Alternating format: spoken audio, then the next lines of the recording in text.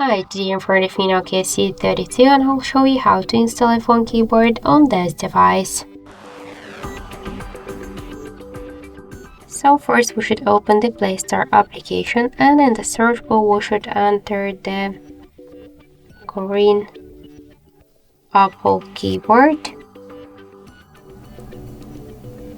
So now we should get this application, that's why tap to install button and wait a couple of seconds.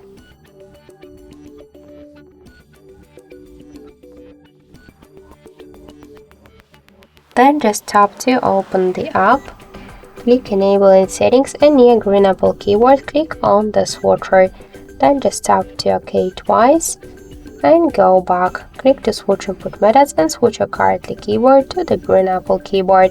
So now the process is finished and let's just check the new keyboard look, and we could see that this keyboard is so close to the iPhone 1 as all of the emojis. So that's it, thank you for watching, and if you find this video helpful, leave thumbs up and subscribe.